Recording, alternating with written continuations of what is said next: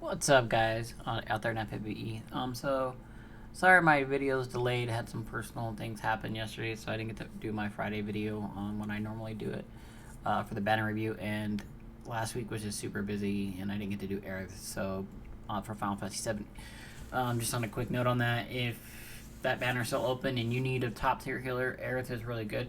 I might throw like kind of a quick little Aerith review, and or I might just do another banner on them. It'll be a little delayed, but it'll still be there if you want to kind of like take a look at it. So, but first we're going to discuss the Seeker to Mana, with the collection of mana release coming out on Switch. So this is a really good banner. There's not a whole lot of units to worry about here. This is a raid event, so you will get your TMRs for free. So do know that if you are lucky enough to pull these guys, just farm that raid, and you'll get those TMRs. So first we're going to talk about the Rabbi. I mean, obviously, his only purpose is this. So if you need to get out your hand on some light resist, I think it's a good thing to have. I'm going to, I'm going to raid pretty hard on this so I can get my hands on that. I do think it's worth it to get some light resistance and HP for your units, so it's pretty good TMR. Get as many of those as you can, or that you feel that you need. So I think that's really good to do. So next we're gonna go over his Flammy. So the TMR is Flammy Drum, attack plus 50, HP plus 20%, MP plus 20%. And then the STMR is Soaring Legendary Dragon, attack plus 60%, increased physical damage against beasts, fairies, and undead by 75%. Pretty good. He's kind of like, he says attacker, but I feel like he's more of like a support because his damage mods are not that high, but he's got some good uses. So first off, we got Claw Sharpener. Physical damage 3 times mod with add wind element to physical attacks for 3 turns. White Dragon Influence, physical damage 3 times mod with increased evocation gauge, 1 to 2 evocation bubbles. Mana Beast Healing, revive 1k KO'd ally by to 100%. Mana Breath, heal for 1500 HP with 3.4 times mod, add light element to the caster. Magnificent Wings is basically his dual cast right here, which is pretty nice. Sword Gnaw, decrease attack and defense by 60% to one enemy for 3 turns with a 5.5 mod with jump. Staff Gnaw, same thing. It's going to be break magic and spirit by 60%, so it's pretty nice. Kind of a delayed, so I mean, I'm not too fond of it. He's not bad, but I think if you have other breakers, there's better options. Shared power, increase wind and light resistance by 70% for to all allies for 3 turns, and increase your evocation gauge. That's pretty cool. Bodyguard, increase attack and defense by 60% to all allies. Mitigate physical damage taken by 20% for 3 turns. Increase your evocation gauge 2 to 3, and increase resistance to attack and defense breaks by 100% for 3 turns. Not bad. Wing Guard, increase magic and spirit by 60% for 3 turns. Mitigate magic damage taken by 20%. Evocation gauge by 2 to 3. Increase resistance to magic and spirit by breaks by 100%. Then you got White Dragon's Roar, which is available on turn 2. Decrease wind and light resistance by 100% to all enemies. Physical damage, 12 times mod with a jump delay. Mountain Protector, 5 turn cooldown, available on turn 1. Increase attack and defense by 150% for 3 turns. Increase wind resistance by 100%. Earth resistance by 50% to allies, and add wind element to physical attacks to the caster for 3 turns. Not bad. And then you got Sky Protector, increase magic and spirit by 150% to all allies. Increase light resistance by 100% and lightning resistance by 50%. Adds a light element to physical attacks for 3 turns. Then you got Claw Cleaver, which is the Aurora Ray. This is the only one with the chaining family I'm seeing so far. Physical damage 2.2 times mod, 2.5 mod. Yeah, that's the only. And then the passives. Baby Dragon, you're going to get attack and defense plus 20%. A Mental Feast, you're going to increase physical damage against beasts, fairies, and undead by 50%. Increase resistance to sleep and confuse by 100%. Mythical Beast Encounter, increase attack and defense by 30%. Increase Esper bonus stats by 20%. Acrobatic Fight. Chance to ignore fatal damage by 50% when the HP is above 40%. And then you get 10% MP refresh. Daughter of the Winged One. Increase HP, MP, and attack by 30%. Acrobatic Flight. Increase jump damage by 200%. That's pretty decent, quite honestly. King Truffle's Protection. Increase equipment attack by 100% when single wielding. Increase light wind and light resistance by 40%. Increase physical damage against beast, fairies, and undead by 75%. So you have the STMR, and that on you're gonna have 100% to those three, which is pretty nice. Mountain and Sky Defender. Increase attack by 50%. Increase equipment attack by 50% when single wielding. So you're gonna get 150% true double hand and LB gauge field per turn. Can you fly, sister? Autocast. Can you fly, sister? Start a battle. Increase resistance to blind and petrify by 100%. Increase, and then you got Spirit plus 20%. Emissary Goddess. Increase HP and MP by 20%. And increase dump damage by 50%. So that's going to be a grand total of 250%, which is still pretty good.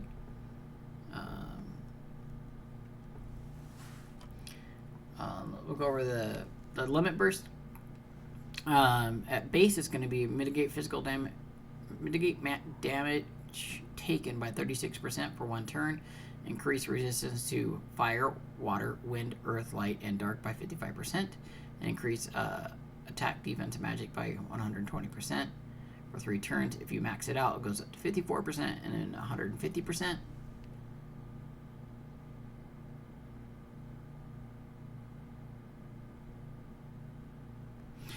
Sorry. So Flammy's pretty good. It's not anything like I'm like, oh my god, super impressed about. But I still think it's a decent unit that you can get your hands on. So, last but not least, Randi, and man, did the global exclusive buffs pay off on him? My god. All right, so Mana Blade is a one-handed sword. So you're going to attack plus 40 non-elemental. Secret of Mana, increase HP and MP by 15%, and attack by 60%, increase Esper bonus stats by 30%, increase attack by 20% when equipped with a sword. So he's not going to get that true double hand if you use the STMR. So I think it'd be better true double hand the way he's structured. He's got a really good weapon selection. All right, so we're going to go over his abilities here. We've got Power Charge, increase LB gauge field by 200% to the caster for 5 turns. That's pretty nice. That's eccentric to himself. It's pretty cool. Ending Blow, physical damage 1x mod with a chance to fail by 50% to enemy. Oh, to critically hit. Okay. Slice Thrice, physical damage 2.15 times mod to an enemy with no defense above 35%. 5-stage Frenzy. This one is pretty cool. I just think it's just such a long cooldown. Viability's not that great. Physical damage 24 times mod. You're going to increase attack, defense, magic, and spirit by 74%. This has a Ryujin family, so I'm not sure. So we got just 3 units that are using that chaining family right now. So that's not anything massive, but that's still pretty good. Then we got Drilling Slash, physical damage, 4 times mod to one enemy with a 16 times mod, and a chance to lower defense by 60%. AT chaining frames, which there's so many units with attack frames. Power of the Undying is water physical damage, 8 times mod, and add water element to his attacks for 2 turns, and increase water resistance by 50%. Bolting Strike, this is kind of the Esther family. Power of Gnome, earth physical damage, 8 times mod, add earth element. Same thing as kind of the Power of Undying, but AT chaining. Power of Sylphid, lightning, same thing, bolting, decrease lightning resist.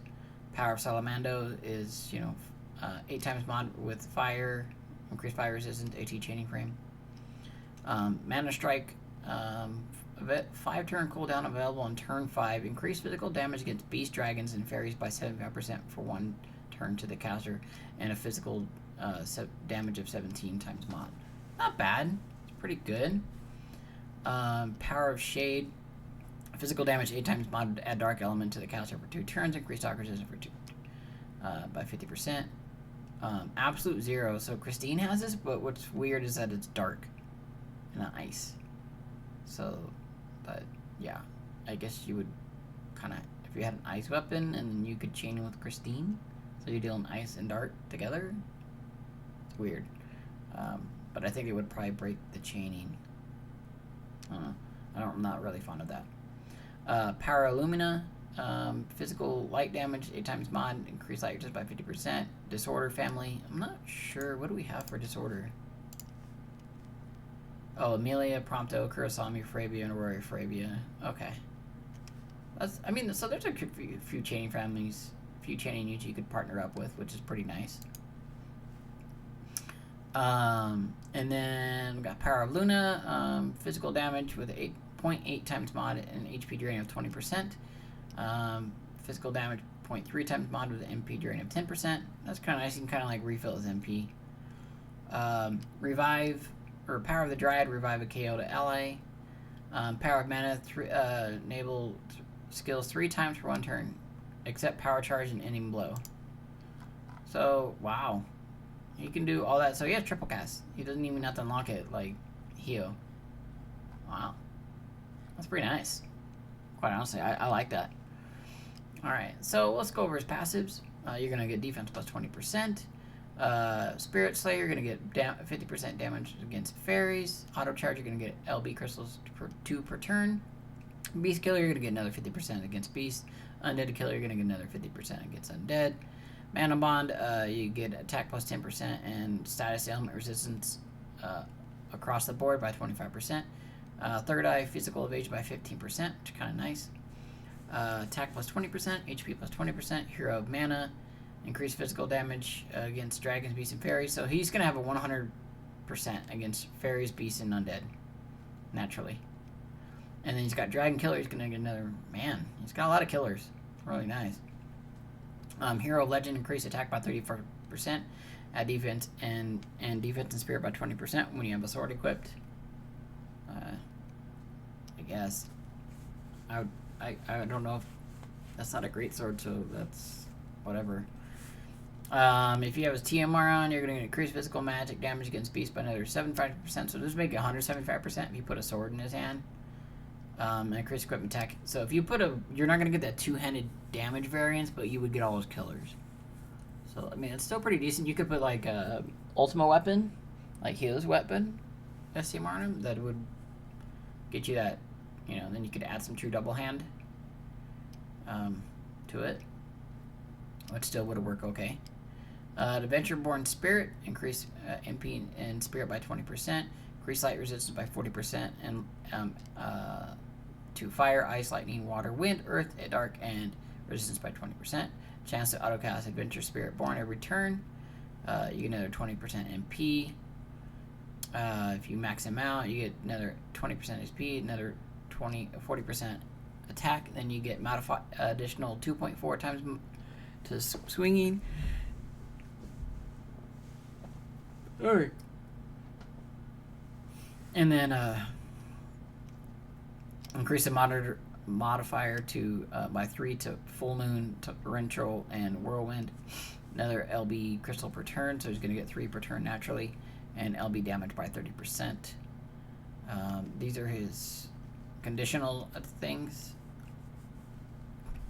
And you have to, I think you'd have to do his awakenings. So you need Power Charge 2 to get these. And then there's all these, you know, you're going to have to go decide what you think is good. I really think I would definitely do Mana Bond, because it needs resistance to all stat elements. So it's a piece of equipment you don't have to worry about, which is kind of nice. I would definitely do Hero of Legend when single wielding. LB Phil. I guess Yeah, you could if you wanted to. I don't think that's super necessary. Auto charge, that's kind of nice. It'd help him build up. I mean, a lot of his ability awakenings are really good, quite honestly. There's no need for slice and thrice, not at all. So his LB is Aurora Ray, which is nice. His physical damage 8.7 times mod with it increases attack by 300%. Aurora Ray chaining, so that means he could chain with Esters, which is nice. So I think that's really good. All in all, I think it's a really good unit. I wasn't playing actively when this banner came out the first time, so I don't have these, and I'm not pulling on this banner just because I'm simply waiting for Charlotte and the new Warrior of Light. Like, I can't wait for those, and maybe even Lena down the road. So let me know if you guys are pulling. Do you like these units? Do you not like these units? Who do you like better? Randy, Flammy. Who are you going for? And remember to if you guys like more videos like this, please like, comment, and subscribe to my channel. I greatly appreciate all your support. And yeah.